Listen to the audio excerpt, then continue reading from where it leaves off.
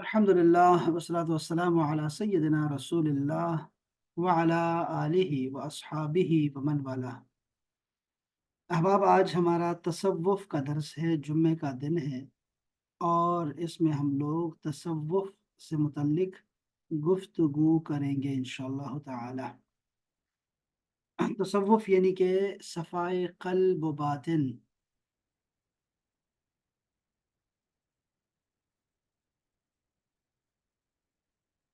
उस हवाले से मुख्तलिफ़ किताबों से कुछ चीज़ें जो मैं अर्ज़ करना चाहता रहता हूँ, वो आपके सामने मैं रखता रहता हूँ।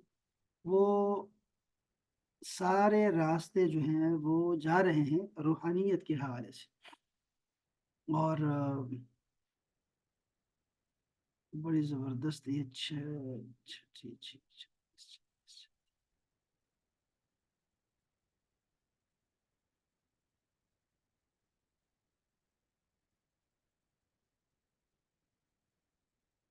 आज मैं तज़किरतुल औलिया नामी एक किताब से आपके लिए किसी एक शख्सियत का तारुफ और उनके अहवाल ज़िंदगी आपके सामने रखना चाहता हूँ। जब तक हम लोग इन औलिया अल्लाह को नहीं देखेंगे, तब तक हमें समझ ही नहीं आएगी कि ये क्या साइंस है, रूहानियत की, तसव्वुफ़ है क्या, तज़किया नफ्स क्या होता है, इहसान का मर्तबा क्या होता है। जब तक हम इन औलिया अल्लाह की ज़िंदगी और उनके अक़वाल, उनकी इबादत, उनके वज़ाइफ, उसकी रोशनी में देखेंगे नहीं ना, तब तक हम लोग अंधेरे में रहेंगे। तो इसमें से बहुत सारी किताबें हैं जिस पे लिखी गई हैं, उसमें से मशहूर तरीन किताब जो हमारे यहाँ पे मशहूर है, अवामुन्नास में ख़ासकर, उलमा में नहीं बल्कि अवामुन्नास में जो मशहूर है, वो ये तज़किरतुल औलिया नामी किताब है। ये हज़रत शेखुल मशाइख़ फ़रीदुद्दीन अत्तार ने 620 हिजरी में लिखी है, यानी अभी 1447 चल रहा है। आप अंदाज़ा कर सकते हैं कि ये कब की बात है, छठी सदी हिजरी की बात है। अवाखिर में ये किताब में लिखी गई एक मशहूर तसनीफ़ है। 700 साल का तवील अरसा गुजर जाने के बाद भी हज़रत अत्तार के तज़किरा की शोहरत इसी तरह कायम और दायम है। तबक़ातुस्सूफ़िय्या के बाद उरफ़ा और सुलहा का ये सबसे ज़्यादा जामिया तज़किरा है, जिसके उर्दू तराजम मुद्दतों से इस बर-ए-सग़ीर में शाया होते जाते हैं। तज़किरतुल औलिया जैसे कि इसके नाम से ज़ाहिर है, 97 सूफ़ियाए कराम और मशाइख़ इज़्ज़ाम के हालात हैं, सवानह और अक़वाल पर मुश्तमिल किताब है। ये दुनियाए तसव्वुफ़ में सबसे पहला तज़किरतुल औलिया है जो फ़ारसी ज़ुबान में लिखा गया। इससे क़बल हज़रत शेख अबू सईद अबुल खैर के हालात पर एक किताब लिखी गई थी, जिसका ज़िक्र अभी हमने कर भी दिया था, इससे पहले उन किताब में है। तबक़ात सूफ़िया को तक़द्दुम हासिल था, यानी ये पहले उसमें पहले नंबर पे थी, लेकिन वो फिर अरबी ज़ुबान में थी। अब तज़किरतुल औलिया को ये तक़द्दुम हासिल है कि ये फ़ारसी ज़ुबान में लिखी गई और फिर इसको बहुत शोहरत हासिल हो गई। इसका न सिर्फ़ पाकिस्तान और इंडिया और हिंद और बर-ए-सग़ीर में बल्कि अरब में भी ये बड़ी मशहूर किताब है ये वाली तज़किरतुल औलिया। और मुस्तशरिकीन ने, जो कि यानी मुस्तशरिकीन वो लोग होते हैं जो कि इस्लाम की साइंसेस को पढ़ते हैं, कुरान हदीस को पढ़ते हैं, तसव्वुफ़ को पढ़ते हैं और फिर उसके बाद उसमें यानी पीएचडी करते हैं, एमफिल कर रहा है, थीसिस वगैरह लिखते हैं।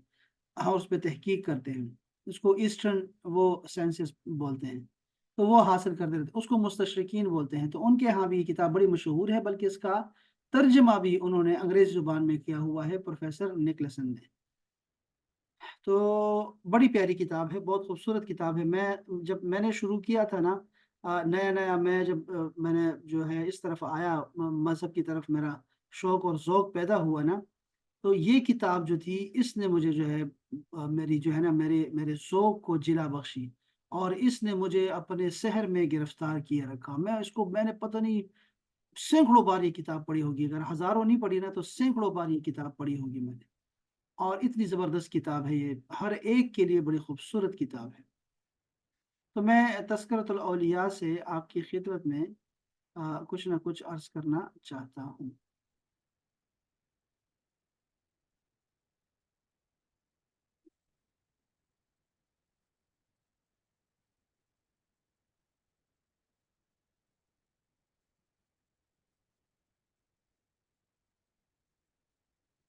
ये किताब पुरानी है, मैं ज़रा आपको आसान उर्दू में पहले तज़किरा और सोहबत से ये एक शख्सियत का तारुफ़ करना चाहता हूँ, ज़रा वो देखिएगा। और अगर इस पे टाइम ख़त्म हो गया तो फिर ख़त्म कर देंगे, वरना तो फिर हम आगे भी चलेंगे इंशाअल्लाह। ये शख्सियत जिसका आज तारुफ़ पढ़ रहे हैं हम, इनका नाम है सैयदना इमाम ज़ैनुल आबिदीन अली बिन हुसैन रज़ियल्लाहु ताला अन्हुमा। ये हज़रत अली का तज़किरा है जो कि इमाम हुसैन अलैहिस्सलाम के बेटे हैं, और ये वाहिद फ़र्ज़ंद हैं नरीना औलाद में से जो कि करबला में बच गए थे यज़ीदियों से। तो हज़रत अली बिन हुसैन ये छोटे थे, बीमार थे, ये बच गए थे। इनको ज़ैनुल आबिदीन कहते हैं। आपका नाम अली है, अबुल हसन कुन्नियत है और ज़ैनुल आबिदीन लक़ब है। आप हज़रत इमाम हुसैन के फ़र्ज़ंद असग़र हैं और रियाज़ नबूवत के गुल तर हैं, यानी कि रसूलुल्लाह सल्लल्लाहु अलैहि वसल्लम के ये नवासे हैं। आप फरमाते थे कि मुझे इस मग़रूर और फ़ख्र करने वाले पर ताज्जुब होता है, ये जो कल हकीकत में एक नुत्फ़ा था, कोई काबिल ज़िक्र शै नहीं था, कोई इसको आज गुरूर ने पकड़ लिया है, मग़रूर हो गया है और ये फ़ख्र करता रहता है चीज़ों पर, और कल मुर्दार हो जाएगा। यानी कल ये था, इसका जो माज़ी है वो ये था कि ये एक नुत्फ़ा था और इसने आने वाले वक़्त में मुर्दार हो जाना है। ये फिर भी मग़रूर है, फिर भी फ़ख्र कर रहा है। मुझे ताज्जुब होता है ऐसे लोगों पर। ये इनका फ़रमान आलीशान है। आप फ़रमाते हैं कि कुछ लोग खौफ़ से खुदा की इबादत करते हैं। ये ग़ुलामों की इबादत है। ये बात सुनने वाली है। कुछ लोग अल्लाह की इबादत करते हैं लेकिन खौफ से करते हैं। ये गुलामों की इबादत होती है, उनका दिल करे या ना करे। जैसे हम लोग हैं, ट्रैफिक सिग्नल पे हमें रुकना पड़ता है, हमें बाएं तरफ चलना होता है, हमें बहुत सारे कवानीन का लिहाज रखना पड़ता है, हमारा दिल नहीं कर रहा होता। तो ये गुलामों की इबादत है जो अल्लाह की इबादत वो खौफ से करते हैं।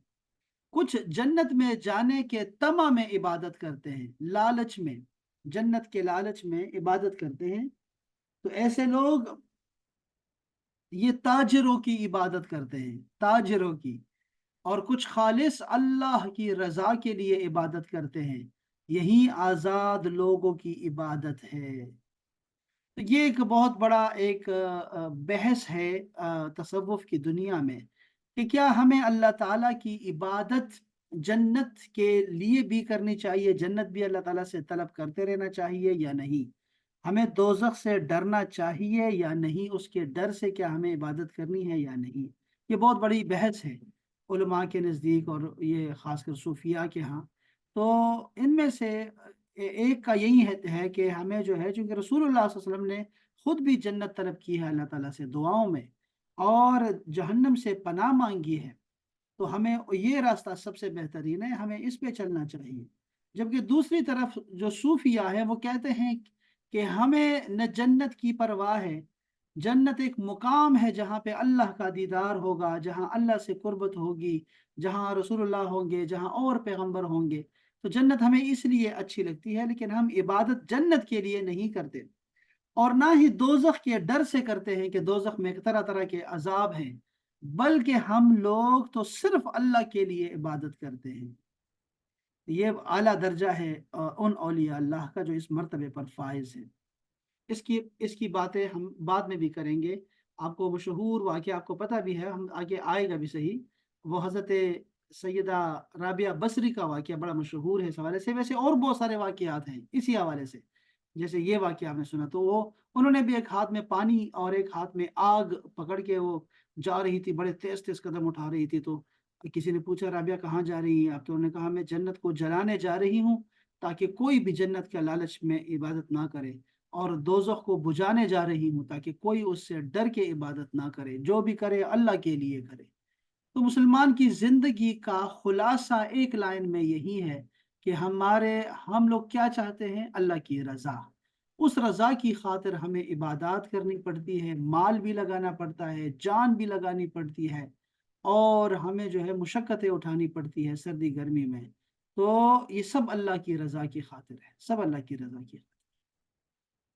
تو آپ کا یہ فرمان بہت پیارا فرمان ہے۔ پھر آپ نے فرمایا آپ کا دل خشیت الہی سے لبریز رہتا تھا اور اکثر آپ خوف الہی سے بے ہوش ہو جایا کرتے تھے۔ امام ابن عیینہ بیان کرتے ہیں، اب یہ دیکھیں نا، یہ تو صحابہ کا دور ہے، آپ سمجھ سکتے ہیں کہ یہ کس زمانے کی بات ہے میں کر رہا ہوں۔ وہ حضرت امام علی بن حسین یعنی امام زین العابدین حج کے لیے احرام باندھنے کے بعد جب سواری پر بیٹھے تو خوف سے ان کا رنگ زرد پڑ گیا اور ایسا ایسا لرزہ طاری ہوا کہ زبان سے لبیک تک نہ نکل سکا۔ لوگوں نے کہا حضرت آپ لبیک کیوں نہیں پڑھتے؟ فرمایا ڈر لگتا ہے ایسا نہ ہو کہ میں لبیک کہوں اور ادھر کہیں سے یہ جواب نہ ملے کہ لا لبیک لا لبیک، تیری حاضری قبول ہی نہیں۔ لوگوں نے کہا مگر لبیک تو کہنا ضروری ہے۔ لوگوں کے اصرار پر کہا، مگر جیسے ہی زبان سے کہا لبیک تو بے ہوش ہو کر سواری سے گر پڑے، اور حج کے دن تک یہی کیفیت ان کی طاری رہی کہ وہ جیسے بے ہوش ہوں۔ اتنے زیادہ خوف سے آپ جو ہے نا، آپ کا دل میں خوف اتنا زیادہ تھا کہ کہیں سے جواب نہ آ جائے کہ تیری حاضری ہی قبول نہیں۔ آپ ہر روز 1000 رکعت نوافل ادا کیا کرتے تھے، اور یہ صرف ان کا نہیں ہے امام زین العابدین کا، بلکہ یہ بہت سارے اولیاء اللہ کا یہی عمل رہا ہے۔ ہم لوگ تو بیکار لوگ ہیں، ہم تو فرض نماز بھی نہیں پڑھ سکتے نا، لیکن جن لوگوں کا تزکیہ ہو جاتا ہے، جب وہ لوگ اپنے ریاضات اور مجاہدے کر کر کے اپنے دل کو صاف کر لیتے ہیں، تو ان کے لیے یہ بہت تھوڑا رہ جاتا ہے۔ تو وہ 1000 رکعت پڑھنا بہت سارے اولیاء سے ثابت ہے۔ اور صحابہ کرام 1 رکعت میں پورا قرآن مجید ختم کر دیا کرتے تھے۔ حضرت عثمان غنی کا دیکھ لیں۔ تو اس لیے یہ ممکن ہے کہ حضرت امام زین العابدین، جن کا نام ہی زین العابدین پڑ گیا، 1000 رکعت نوافل ادا کریں۔ وفات تک اس معمول میں فرق نہیں آیا۔ اس عبادت کی وجہ سے زین العابدین کا لقب آپ کو دیا گیا۔ قیام اللیل میں سفر حضر کسی بھی حالت میں آپ ناغہ نہیں کرتے تھے، آپ ساری رات نماز پڑھا کرتے تھے۔ اخلاص فی العبادات اور خشیت الہی کا یہ حال تھا کہ حضوری کے وقت سارے بدن پر لرزہ طاری ہو جاتا تھا۔ عبداللہ بن سلیمان کا بیان ہے کہ جب آپ نماز کے لیے کھڑے ہوتے تو سارے بدن پر لرزہ طاری ہو جاتا۔ لوگوں نے پوچھا آپ کو یہ کیا ہو جاتا ہے نماز کے وقت؟ فرمایا تم لوگوں کو کیا پتا میں کس کے حضور کھڑے ہونے جا رہا ہوتا ہوں اور کس سے سرگوشیاں کرنے جا رہا ہوتا ہوں۔ تو یہ دیکھا نا، عبادت کی اصل روح کی طرف ان کا دھیان ہوتا تھا۔ یہ صرف زبانی نیتوں سے نہیں، بلکہ وہ پورے جسم و جاں کے ساتھ اللہ کے حضور میں حاضر ہوا کرتے تھے۔ محویت کا یہ عالم تھا کہ نماز کی حالت میں کچھ بھی ہو جائے آپ کو خبر نہیں ہوتی تھی۔ ایک مرتبہ آپ سجدے میں تھے کہ کہیں پاس ہی آگ لگ گئی۔ لوگوں نے آپ کو بھی پکارا، اے ابن رسول آگ لگ گئی ہے، اے ابن رسول آگ لگ گئی ہے، لیکن آپ نے سجدے سے سر نہیں اٹھایا تاکہ آگ بجھ بھی گئی۔ لوگوں نے پوچھا حضرت آپ کو آگ کی جانب اس قدر بے پرواہ کس چیز نے کیا؟ فرمایا دوسری آگ نے جو آتش دوزخ ہے۔ دیکھا آپ نے؟ اللہ اکبر۔ لوگوں نے کہا آگ لگی ہوئی تھی اور آپ نے دھیان ہی نہیں دیا۔ تو آپ نے فرمایا مجھے دوسری آگ کی فکر تھی، دوزخ کی آگ سے ڈر لگا ہوا ہے۔ اچھا، سبحان اللہ۔ فرماتے ہیں انفاق فی سبیل اللہ، خیرات صدقات، فیاضی اور دریا دلی آپ کا خاص وصف تھا، اور صرف آپ کا نہیں بلکہ اولیاء اللہ۔ آپ کو پتہ ہونا چاہیے کہ کوئی ولی اللہ نہیں بن سکتا جب تک وہ سخی نہ ہو۔ ہر ولی سخی ہوتا ہے، ہر ولی سخی ہوتا ہے۔ تو آپ بھی بہت سخی تھے، اور آپ تو سید بھی ہیں، سید تو ویسے ہی بڑے سخی ہوتے ہیں۔ آپ خدا کی راہ میں بے دریغ دولت لٹاتے تھے، فقراء اور اہل حاجت کی دستگیری کے لیے ہمیشہ آپ کا دست کرم دراز رہتا تھا۔ مدینہ کے معلوم نہیں کتنے غریب گھرانے آپ کی ذات سے پرورش پاتے تھے اور کسی کو خبر نہیں ہونے پائی۔ آپ کی وفات کے بعد معلوم ہوا کہ خفیہ طور پر مستقل 100 گھرانوں کی کفالت کیا کرتے تھے آپ۔ یہ طریقے ہم نے سیکھنے ہیں، ٹھیک ہے، اسی سے یہ لوگ ترقی کر گئے ہیں۔ یہ سارے اعمال، یہ ساری سوچیں، فکریں، آئیڈیاز، یہ سب ہمارے لیے ہیں۔ اب دیکھو، یہ آپ نے چھپ کے لوگوں کی مدد آپ نے کرنی ہے، لوگوں سے چھپانے کے لیے بنفس نفیس خود راتوں کو جا کر ان کے گھروں پر صدقات پہنچا آتے تھے۔ مدینے میں بہت سے لوگ ایسے تھے جن کے معاش کا کوئی ظاہری وسیلہ نہیں ہوتا تھا۔ آپ کے وفات کے بعد معلوم ہوا کہ آپ رات کی تاریکی میں خود جا کر ان کے گھروں میں دے آتے تھے۔ غلہ کے بڑے بڑے بورے اپنی پیٹھ پر لاد کر غریبوں کے گھر پہنچاتے تھے۔ وفات کے بعد جب غسل دیا جانے لگا تو جسم مبارک پر نیل کے داغ تھے۔ تحقیق سے معلوم ہوا کہ آٹے کی بوریوں کے بوجھ کے داغ ہیں جنہیں آپ عمر بھر راتوں کو لاد کر غربا میں تقسیم فرمایا کرتے تھے۔ آپ کے وفات کے بعد اہل مدینہ کہتے تھے کہ خفیہ خیرات حضرت زین العابدین کے دم سے تھی۔ سائلین کا بڑا احترام کیا کرتے تھے۔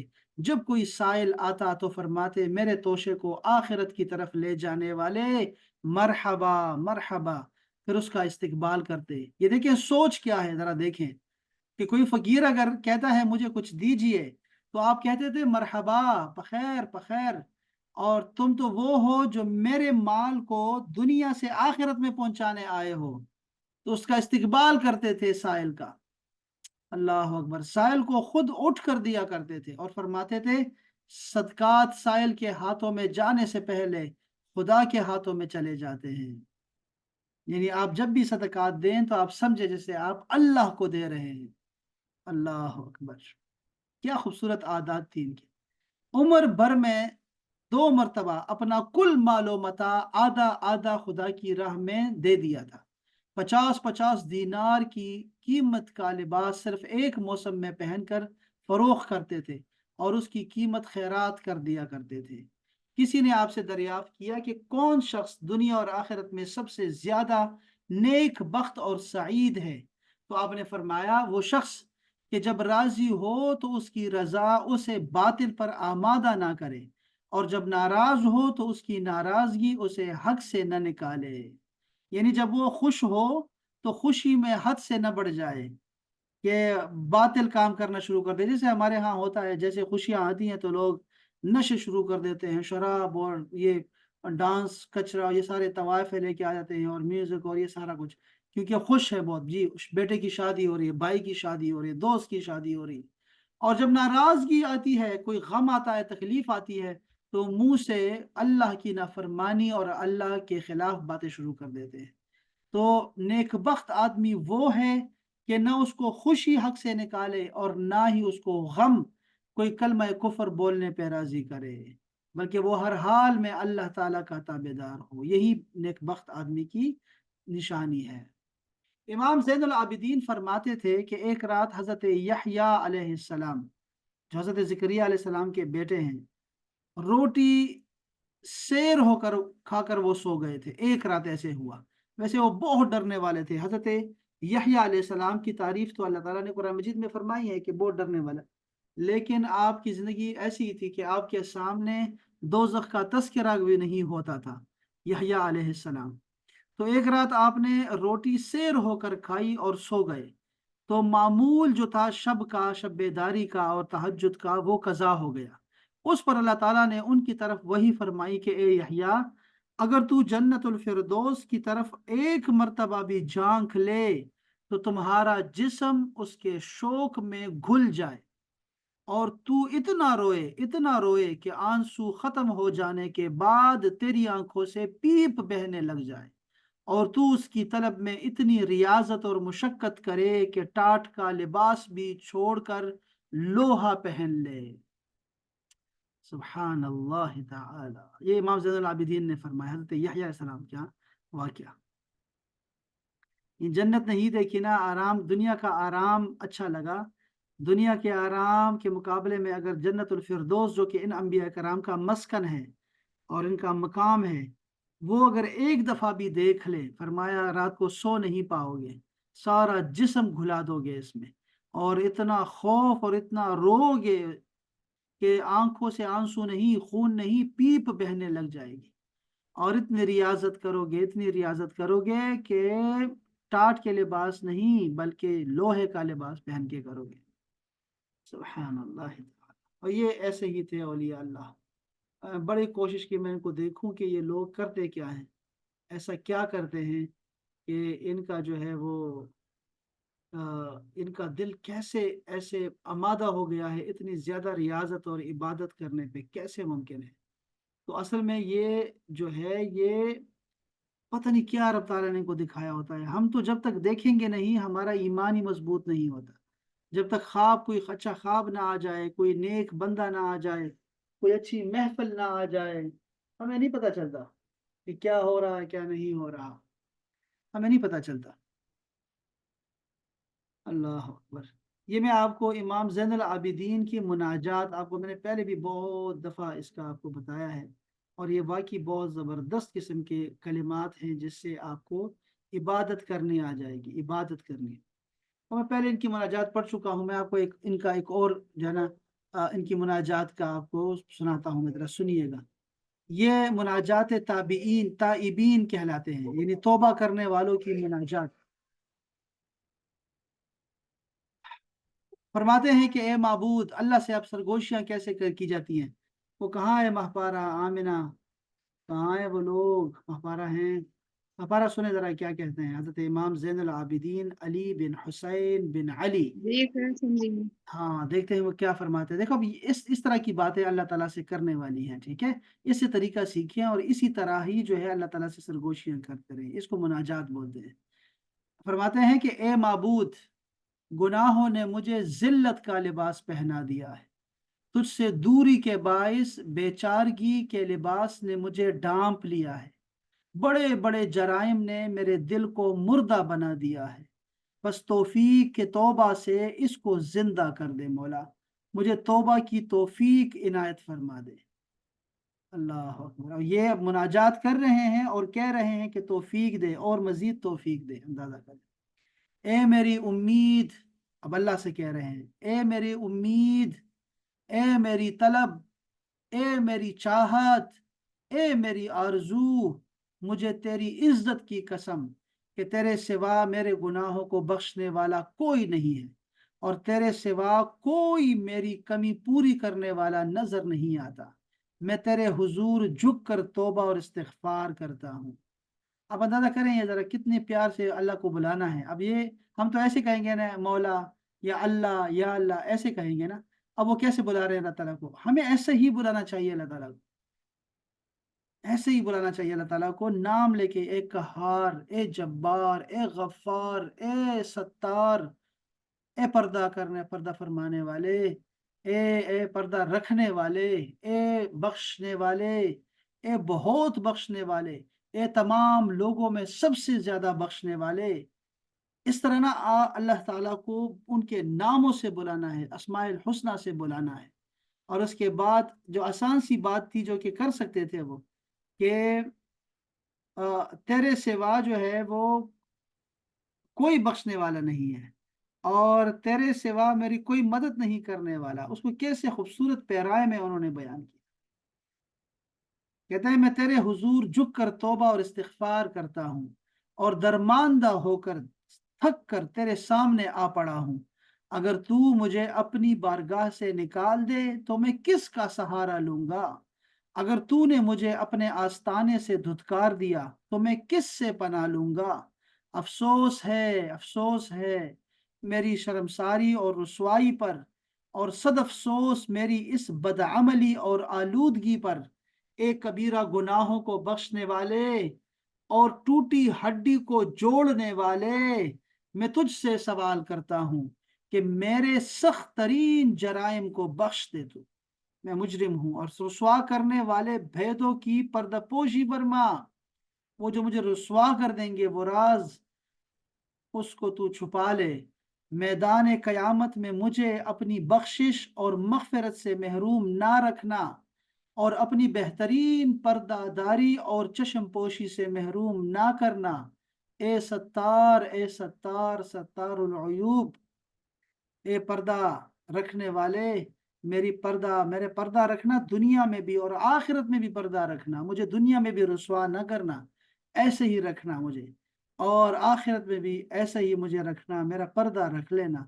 میں بہت گناہگار ہوں، بڑے جرم میں نے کیے ہیں، سخت ترین جرم کیے ہیں، بہت بے عملی کر لی میں نے، تو میرا پردہ تو نے رکھنا ہے۔ اب یہ بہت خوبصورت انہوں نے بڑے خوبصورت بات کی اللہ تعالیٰ سے، اے معبود، اب یہ تہجد میں اگر آپ کہہ رہے ہیں اے معبود میرے گناہوں پر ابر رحمت کا سایہ ڈال دے اور میرے گناہوں پر اپنی مہربانی کا می برسا دے۔ اے معبود، کیا بھاگا ہوا غلام سوائے اپنے آقا کے کسی کے پاس لوٹتا ہے، یا یہ کہ آقا کی ناراضی پر سوائے اس کے کوئی اسے پناہ دے سکتا ہے؟ نہیں، کوئی نہیں ہے۔ جو بندہ اپنے آقا سے بھاگے گا اللہ کے پاس ہی، اپنے آقا کے پاس ہی واپس لوٹ کے آئے گا۔ میرے معبود، اگر گناہ پر پشیمانی کا مطلب توبہ ہی ہے تو مجھے تیری عزت کی قسم میں پشیمان ہونے والوں میں ہوں، اور اگر خطا کی معافی مانگنے سے خطا معاف ہو جاتی ہے تو بے شک میں تجھ سے معافی مانگنے والا پہلا ہوں اور تیری چوکھٹ پر ہوں حتیٰ کہ تو راضی ہو جائے۔ میرے معبود، اے معبود، اپنی قدرت سے میری توبہ قبول فرما اور میرے متعلق اپنے علم سے مجھ پر مہربانی کر۔ یہ جو مناجات ہے یہ توبہ کرنے والوں کی مناجات ہے۔ اے معبود، تو وہ ہے جس نے اپنے بندوں کے لیے عفو و درگزر کا دروازہ کھولا کہ جسے تو نے توبہ کا نام دیا، تو نے ہی فرمایا توبہ کرو خدا کے حضور مؤثر توبہ، پس جو کھلے ہوئے دروازے سے داخل ہونے میں غفلت کرے تو اس کا کیا عذر ہے، کیا عذر ہے، تیرا دروازہ تو کھلا ہے توبہ کا۔ آپ سمجھ رہے ہیں؟ وہ فرماتے ہیں کہ دروازہ تو توبہ کا کھلا ہے، اب اس میں داخل ہونا ہے فقط، لیکن اگر کوئی بندہ اس سے بھی غافل ہو اور دروازہ کھلے دروازے میں بھی داخل نہ ہو تو اس کا کیا عذر رہ جائے گا؟ وہ تمہاری بارگاہ میں کیا عذر لے کے آئے گا؟ وہ تو اور مجرم ہے کہ دروازہ ہی نہیں دیکھا، اس نے دروازہ ہی نہیں کھٹکھٹایا، وہ آیا ہی نہیں تھا کھلے ہوئے دروازے میں، تو کہتے ہیں وہ کیا عذر پیش کرے گا؟ اب اللہ تعالیٰ سے باتیں کر رہے ہیں، کیا بات ہے؟ اے معبود، اگر تیرے بندے سے گناہ ہو جانا بری بات ہے تو تیری طرف سے معافی مل جانا تو اچھی بات ہے نا۔ اللہ اکبر۔ اے معبود، میں ہی وہ پہلا نافرمان نہیں کہ جس کی توبہ تو نے قبول کی ہو اور وہ تیرے احسان کا طالب ہوا تو نے اس پر عطا کی ہو۔ میں پہلا آدمی نہیں ہوں، مجھ سے پہلے ہزاروں لاکھوں لوگ گزر چکے ہیں اور بڑے گناہ گار گزرے ہیں، مجھے بھی معاف کر دے، تو نے ان کو بھی معاف کر دیا تھا۔ اے بے قرار کی دعا قبول کرنے والے، اے سختی ٹالنے والے، اے بہت احسان کرنے والے، اے پوشیدہ باتوں کے جاننے والے، اے بہتر پردہ پوشی کرنے والے، میں تیری بارگاہ میں تیری بخشش اور احسان کا شفیع بناتا ہوں کہ تیرے سامنے تیری ذات اور تیرے رحم کو وسیلہ قرار دیتا ہوں، بس میری دعا قبول فرما اور تجھ سے میری جو امیر ہے، امید ہے، امید یہ امیر لکھا ہے، جو امید ہے اسے نہ توڑ، میری توبہ قبول کر لے اور اپنے رحم و کرم سے میری خطائیں معاف کر دے، اے سب سے زیادہ رحم کرنے والے، رحم فرما۔ اب یہ اتنا خوبصورت ہے کہ کیا بتاؤں میں آپ کو یہ کلمات ان کے، اور اس سے ہم سیکھتے ہیں، یہی ہے جو جس سے ہم سیکھتے ہیں۔ اللہ اکبر۔ آپ نے فرمایا الہی البستنی الخطایا صوب مذلتی وجللنی التباعد منك لباس مسکنتی وامات قلبی عظیم جنایتی فاحیه بتوبة منك یا عملی وبغیتی ویا سؤلی ومنیتی فوعزتك ما اجد لذنوبی سواك غافرا ولا ارى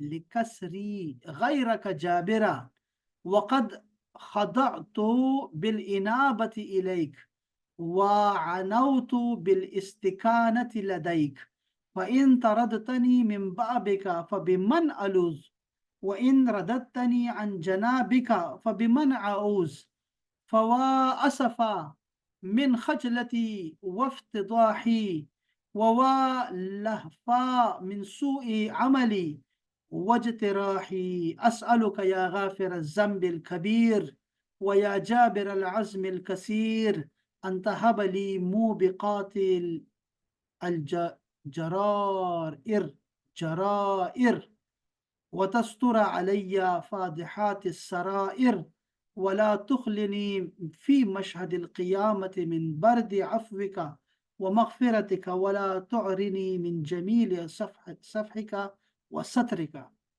ये हज़रत इमाम ज़ैनुल आबिदीन जो हैं, एक दफ़ा खाना काबा के साय में खाना काबा का गिलाफ पकड़ के रो रहे थे और इनका मुंह छुपा हुआ था अमामा में या चादर में, और ये रोए जा रहे थे और इस तरह की दुआएं कर रहे थे। जैसे यहाँ पे इन्होंने तौबा की है ना, ऐसे लगता है जैसे बहुत गुनाहगार हैं।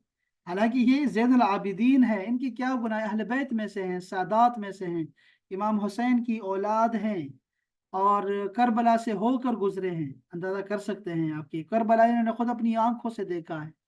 और वो एक दफ़ा इनके पास वो आया था, वो एक यजीदी लश्कर का सिपाही, और जब वो रास्ते से गुजर रहा था इनके पास आया और इन्होंने अपने घर में उसको रखा, 3 दिन रखा और उसको खाना भी खिलाया, अच्छी तरीके से मेहमान नवाजी भी की। और जब वो जा रहे थे वापस, तो शर्म से, इंतहाई शर्म से अर्ज की कि हजरत, शायद आपने मुझे पहचाना नहीं, मैं कौन हूँ, अगर आपको पता लग जाए तो आप शायद इतनी ज़्यादा खातर मदारत ना करते, ऐसी मेहमान नवाजी ना करते। आपने फरमाया कि मैं तो तुझे करबला के दिन से जानता हूँ, मैं तो उस वक़्त से जानता हूँ तुम्हें, लेकिन वो तुम्हारा अखलाक था और ये हमारा अखलाक है, हम ऐसे ही हैं, सादात ऐसे ही होते हैं बस। तो ये करबला से हो के आए थे, अंदाज़ा कर सकते हैं कि इनकी ज़िंदगी में क्या, इनका क्या मुकाम होगा, इनकी इनकी इनकी अकीदे का और इनके ईमान बिल्लाह का और ताल्लुक़ बिल्लाह का क्या मुकाम होगा। तो हज़रत इमाम ज़ैनुल आबिदीन रो रहे थे खाना काबा के पास बैठ के, और लोग जो गुज़रते थे जब सुनते थे कि ये तो बहुत रो रहा है नौजवान, बहुत रो रहा है, और ये तो लगता है कोई बहुत बड़ा गुनाह कर बैठा है। तो कोई भी जब साथ गुजरता तो कहता था, नौजवान मत रोना, मत रो, कोई परेशानी, अल्लाह माफ करने वाला है, अल्लाह माफ करने वाला है। लेकिन जब वो ऐसे कहते थे, आपकी चीखें और बढ़ती थी और आप और ज्यादा जो है वो जो है ना वो तौबा करने पे लग जाते हो। तो वो सारे जो लोग थे वो हैरान हो गए और वो तवाफ छोड़ के इनके पास आ गए कि हजरत क्या मसला है आपको, आप लगता है बहुत ही गुनाहगार हैं कोई, तो ऐसा करें कि आप हम आपके लिए दुआ करते हैं, हम दुआ करते हैं कि अल्लाह ताला तुम्हें बख्श दे, बख्श दे। तो वो कहते हैं मेरे गुनाह बहुत ज़्यादा हैं, इतने तो ज़र्रे नहीं हैं सहराओं में जितने मेरे गुनाह हैं, इतने तो पत्ते नहीं हैं दरख्तों पर कि जितने मेरे गुनाह हैं, और इतने कतरे नहीं हैं समंदरों में कि जितने मेरे गुनाह हैं। इस तरह की बातें करते थे तो वो लोग और ज़्यादा परेशान होते थे और इनके रोने से वो भी रोना शुरू कर गए कि ये क्या नौजवान है।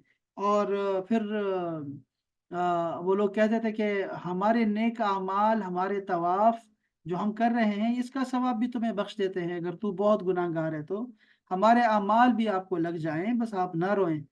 तो आप मजीद रोते थे और आपने बहुत सारी बातें उनको बताई, बहुत सारी।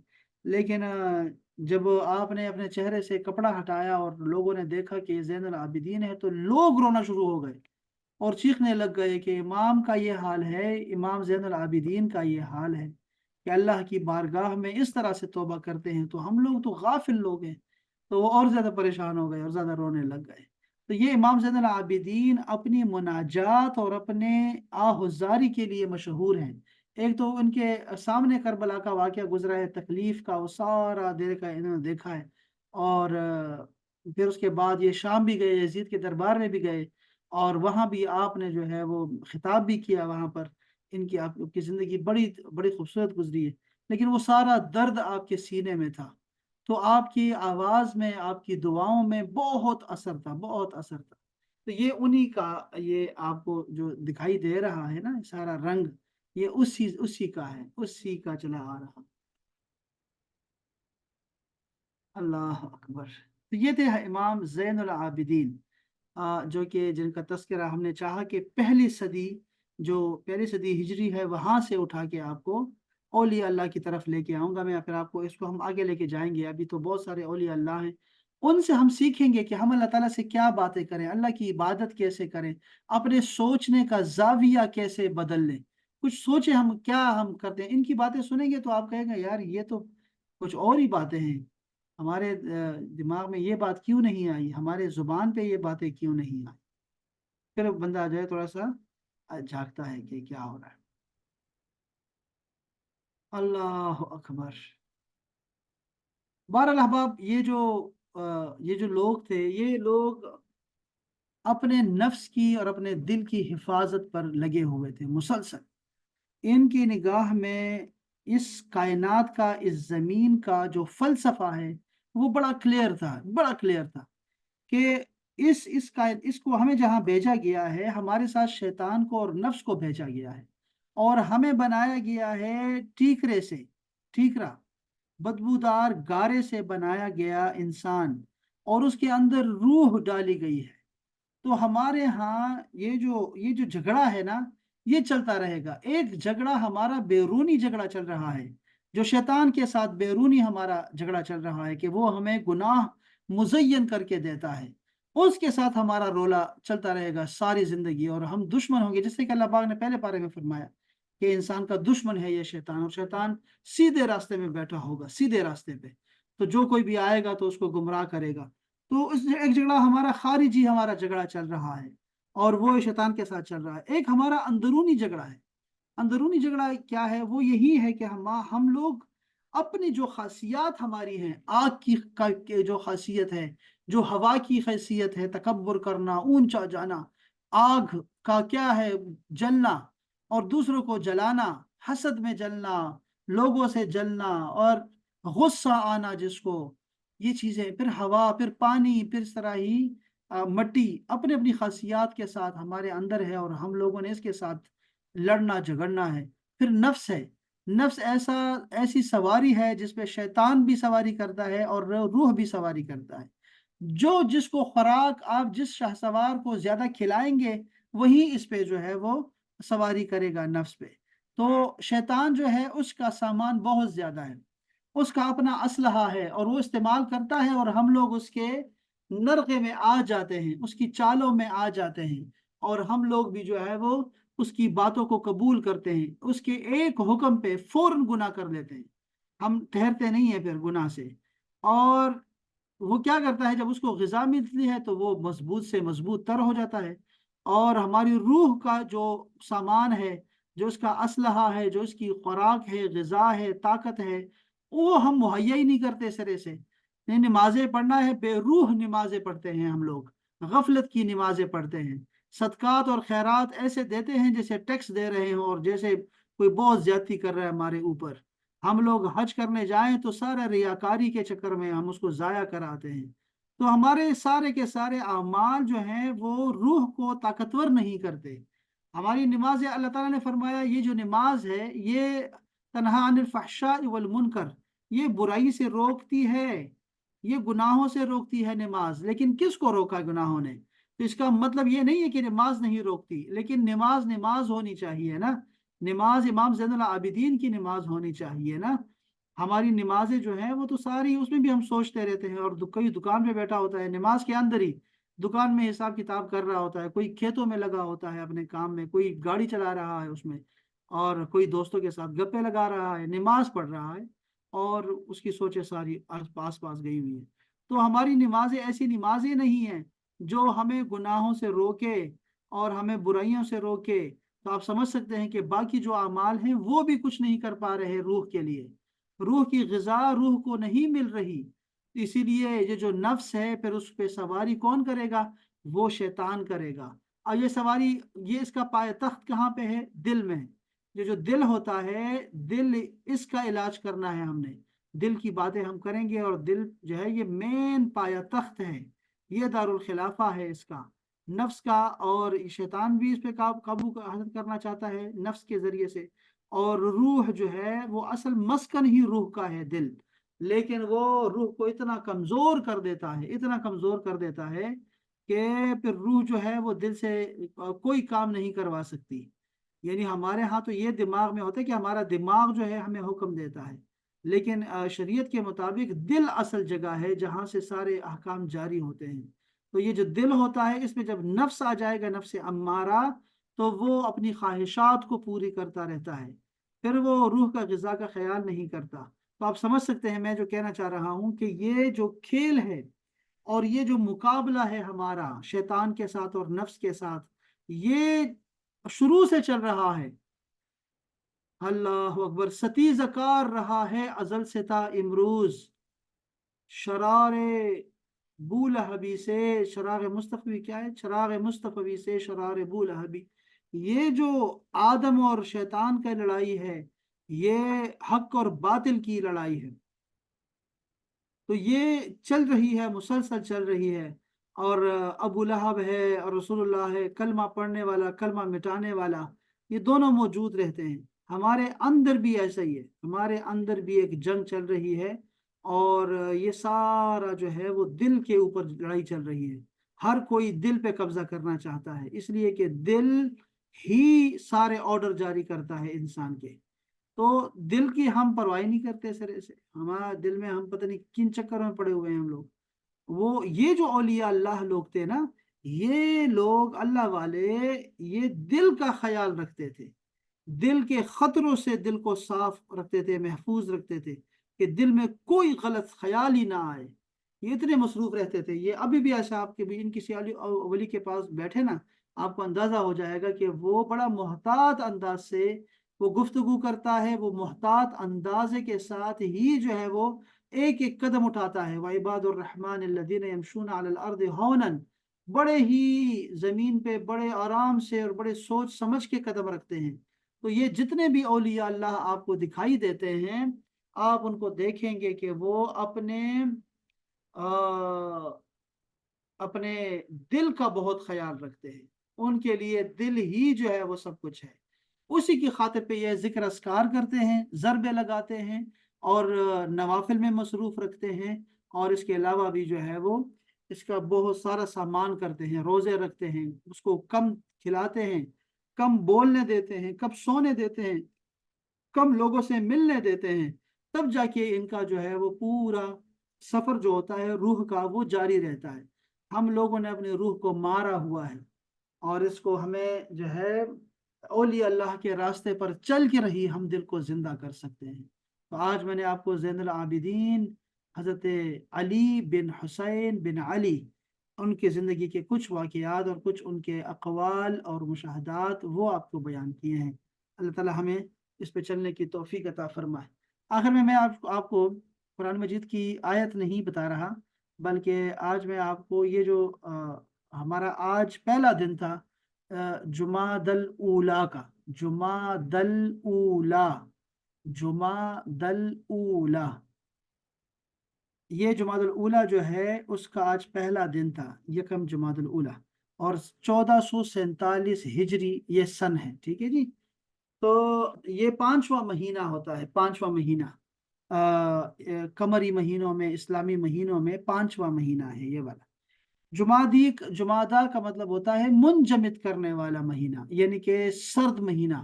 تو ہو سکتا ہے کہ یہ مہینہ کبھی کسی سردی کے موسم میں رہا ہو، یا اکثر اس کا بیشتر حصہ سرد والا ہو، یا اور بھی معنی نکل سکتے ہیں اس کے۔ تو اس کا مطلب ویسے یہی ہے جمادی الاولیٰ، اور اس کے بعد جمادی الاخرہ یا اخرى وہ بھی آئے گا۔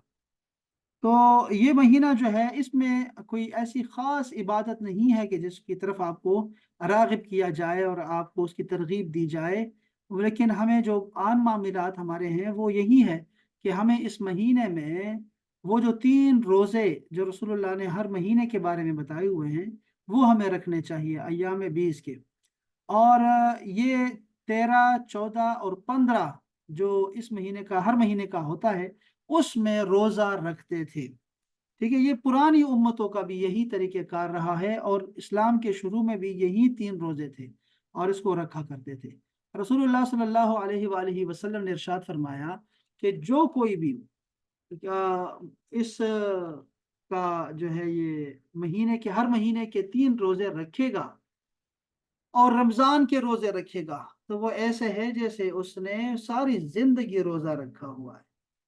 تو آپ اندازہ کر سکتے ہیں کہ یہ کتنے زبردست روزے ہیں۔ 3 روزے رکھنے والا ایسا ہے جیسے مسلسل روزے میں ہے، مسلسل روزے میں۔ تو ہمیں جو ہے وہ یہ 3 روزے رکھنے ہیں اس میں، ایک تو یہ ہے کہ جیسے تمام عمر وہ روزے دار رہا، ایک تو یہ بڑا ضروری ہے اس مہینے میں۔ دوسرا اس کے کچھ واقعات بھی ہیں، اور وہ بھی آپ کو میں بس وہ دو چار جو ضروری ہیں وہ بتاتا ہوں آپ کو۔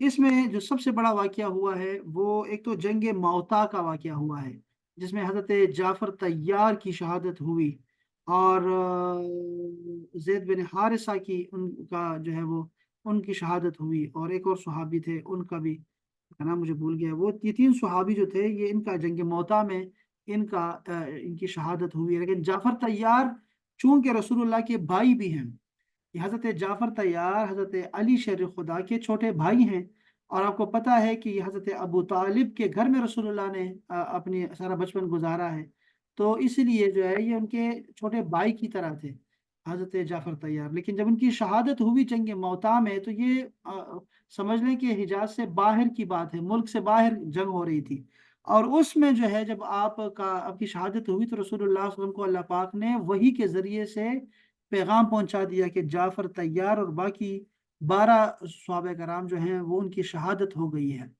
تو آپ حضرت جعفر طیار کے گھر تشریف لائے اور ان کے گھر والوں کو دلاسا دیا، اور اپنے گھر والوں کو ازواج مطہرات کو حکم دیا کہ ان کو کھانا کھلایا جائے، اور ان کے لیے گھر میں کھانا بنا کے یہاں لایا جائے، ان کو کھانا بنانے نہیں دیا جائے۔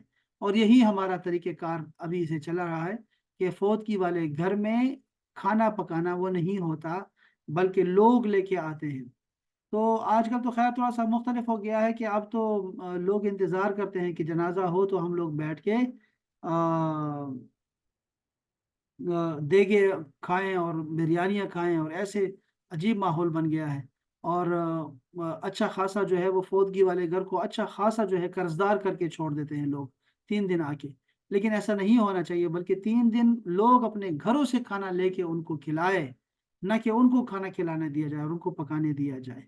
تو بعض علاقوں میں تو ابھی تک یہ چل رہا ہے، اور لوگ نہیں جو ہے نا وہ دیتے، کھانا پکانے نہیں دیتے، بلکہ خود ہی گھر سے لے کے آ کے دیتے ہیں ان کو۔ تو ایسا ہی ہونا چاہیے۔ خیر بہرحال، دوسرا جو بڑا واقعہ ہوا ہے اس مہینے میں جمادی الاولیٰ میں، وہ حضرت عبداللہ بن زبیر کی شہادت کا واقعہ ہے۔ آپ کو پتہ ہے کہ ہمارے ہمارے اسلام کی تاریخ میں بہت ساری جنگیں ہوئی، بہت ساری شہادتیں ہوئی ہیں، جو کہ پس پردہ چلی جاتی ہیں، اکثر لوگوں کو اس کا پتہ بھی نہیں ہوتا۔ تو آپ جیسے کربلا کا جو واقعہ ہوا ہے، حضرت امام حسین اور ان کے خانوادے کی شہادتیں، یہ بہت بڑا واقعہ ہے، یعنی کہ اسلام کی تاریخ کا سب سے المناک اور دردناک جو واقعہ ہے وہ کربلا کا واقعہ ہے، ٹھیک ہے جی۔ اس کے ساتھ اور بھی بہت سارے جو ہے وہ واقعات ہوئے ہیں، جیسے حضرت عثمان غنی کی شہادت کا واقعہ ہے جو اس سے پہلے واقعہ ہے۔ یہ عثمان غنی جو ہیں ان کی شہادت کا واقعہ، وہ بھی ایسے ہی مظلوم تھے، ان کو بھی ایسے ہی گھر میں جو ہے شہید کیا گیا جب وہ قرآن کی تلاوت کر رہے تھے، اور آپ نے فرمایا کہ میں اپنے لیے کسی کا خون نہیں بہاؤں گا مدینہ منورہ میں۔ تو آپ کی شہادت بھی بڑی جو ہے نا وہ مظلومیت کی حالت میں ہوئی ہے۔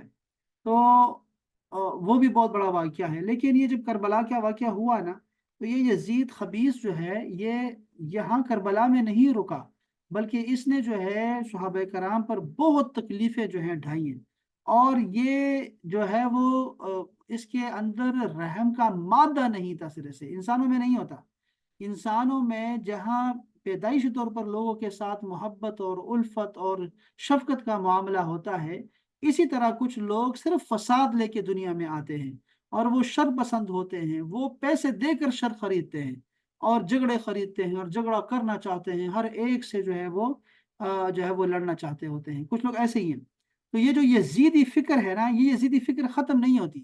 آپ یوں سمجھ لیں کہ فرعون بھی یزید تھا، نمرود بھی یزید تھا، سمجھ لیں، اور یہ جو یزید تھا یہ فرعون بھی تھا، اور یہی نمرود بھی ہے۔ آپ سمجھ سکتے ہیں کہ یہ سارے ہر دور میں ایسے رہے ہیں۔ تو یہ ایسا ہی جو ہے ایک یزید جو گزرا ہے وہ حجاج بن یوسف گزرا ہے۔ حجاج بن یوسف جو تھا یہ گورنر تھا مدینہ منورہ کا، عبد الملک بن مروان کے دور میں، یہ بنو امیہ کا دور ہے۔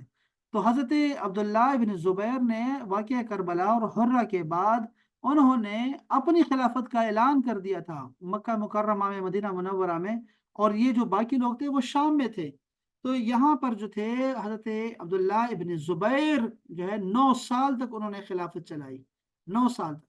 اور یہ جو تھے بنو امیہ ان کے مخالف رہے ہیں بہت زیادہ۔ اور اس کے بعد یہ ہوا کہ ان کو منجنیق سے جو ہے مارا گیا، یعنی مکہ مکرمہ میں پتھر برسائے گئے، پتھروں کی بارش کرائی گئی۔ یہ حجاج بن یوسف نے وہاں پہ جو ہے وہ بارش کروائی، پتھروں کی بارش کروائی۔ تو حضرت عبداللہ بن زبیر جو تھے ان کو پتھر لگا اور پتھر سے جو ہے وہ بے ہوش ہو گئے، پھر اس کے بعد ان کو شہید کر دیا گیا۔ اور شہادت کے بعد حضرت عبداللہ بن زبیر کو لٹکایا گیا، ان کی لاش کو لٹکایا گیا، 3 دن تک لٹکے رہے۔ اور یہ کون تھے عبداللہ بن زبیر؟ یہ حضرت ابوبکر صدیق کے نواسے ہیں، یہ سیدہ عائشہ کے منہ بولے بیٹے ہیں۔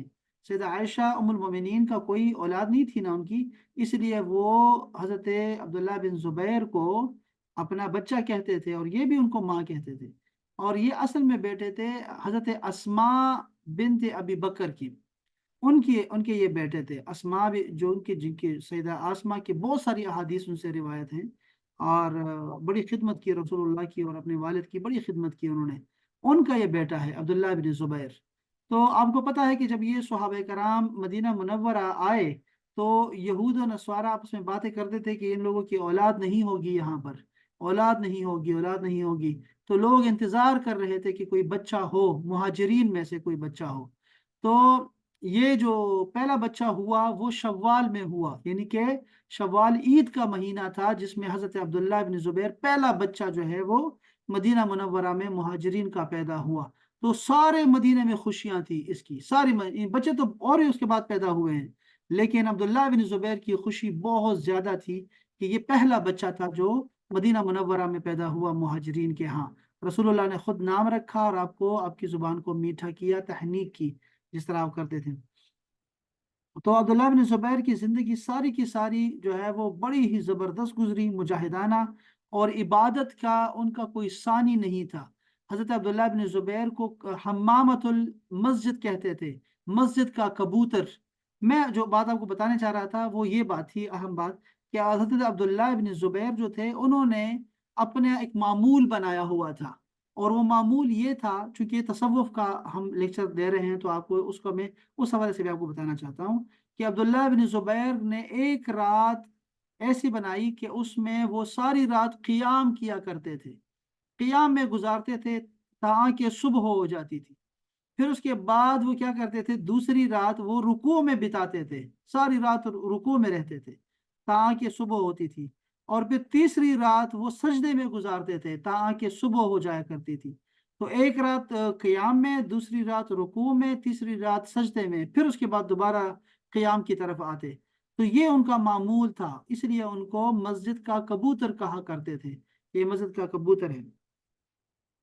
تو حضرت عبداللہ ابن زبیر جو تھے یہ بہت چہیتے تھے سیدہ عائشہ صدیقہ کے بھی اور اپنی ماں کے بھی، لیکن ماں نے بڑا حوصلہ دیا کہ تم حق پر ہو اور حق پہ ڈٹے رہو، حق کو نہیں چھوڑنا، چاہے یہ کچھ بھی کرے تمہارے ساتھ۔ تو انہوں نے پھر یہی کیا، انہوں نے اتنے پتھر برسائے کہ خانہ کعبہ کو توڑ دیا انہوں نے۔ یہ یزید جو تھا، یہ یزیدی اور ان کی جو فوجی سوچ جو ان کی تھی وہ ایسی ہی تھی، اور یہ سوچ قائم و دائم ہے، آج تک قائم و دائم ہے، کہ انہوں نے حجاج نے جو ہے وہ پتھر برسائے اور خانہ کعبہ کو توڑ دیا اس نے، اور پھر اس کے بعد حجر اسود کو بھی توڑ دیا، وہ بھی اس کو بھی نشانہ لگا تو وہ بھی ٹوٹ گیا تھا، تو اس کو جوڑ کے رکھا گیا۔ یہ سارا انہوں نے کروایا، اور یہ عبداللہ بن زبیر کو زیر کرنے کے لیے، ان کو توڑنے کے لیے، اور یہ چلتا رہا سلسلہ۔ یعنی یہ امام حسین کے یہ بھی ایک بہت بڑے جو ہے وہ سپہ سالار تھے، جرنیل تھے، جنہوں نے ان کا مشن جاری رکھا اور آگے لے کے چلے ان کو۔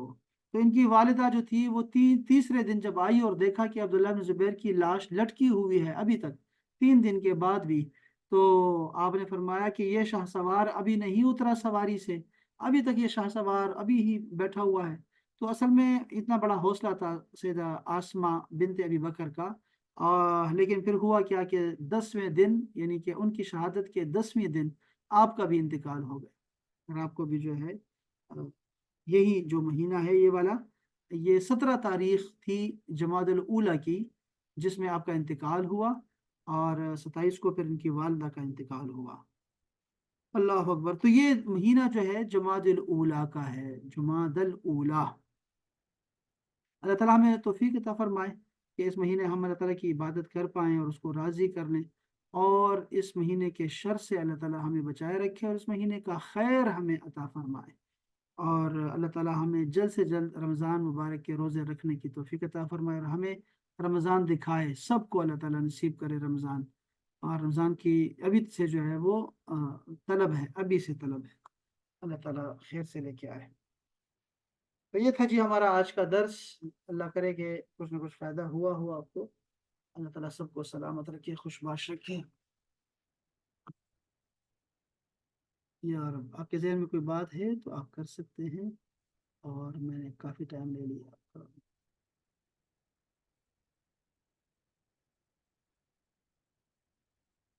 یا ربی یا رب۔ حاجی صاحب آ گئے ہیں تو چلے، میں ابھی اگر کوئی یہاں رہنا چاہے تو رہ سکتا ہے، کوئی جانا چاہے تو جا سکتا ہے۔ میں قرآن مجید کا نماز کا ترجمہ، لفظی ترجمہ وہ پڑھانا چاہ رہا ہوں، بلکہ نماز کا سے پہلے اذان کا ترجمہ میں وہ لفظی ترجمہ کروانا چاہ رہا ہوں، اس کے بعد پھر آگے چلتے ہیں۔ آج جمعہ ہے۔ آج صاحب آپ موجود ہیں؟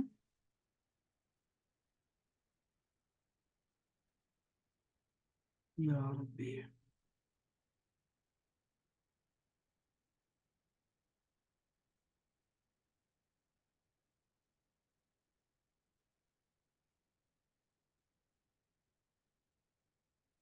السلام علیکم ورحمۃ اللہ سر جی۔ السلام ورحمۃ اللہ تعالیٰ وبرکاتہ۔ میں جی سر الحمد للہ۔ میں اذان جو ہے وہ چاہ رہا تھا کہ اذان کے نا آپ کو لفظی ترجمہ آپ کو کرواؤں، جس میں سے ہر چیز کے بھی آپ کو پتہ ہے کہ اذان اور نماز اور آخری صورتوں کا ترجمہ قرآن مجید فرقان حمید کے 40,000 الفاظ اپنے اندر سموئے ہوئے ہیں، اور حدیث کا تو احاطہ ہی نہیں ہے۔ تو اس لیے ہمیں چاہیے ماشاء اللہ۔ ہے وہ اس کا ترجمہ، لفظی ترجمہ ہمیں آنا چاہیے، سب کو آنا چاہیے۔ اچھا جی، بسم اللہ الرحمن الرحیم۔ میں بلکہ اس کو بند کر دیتا ہوں، یہ جو ہماری ریکارڈنگ چل رہی ہے۔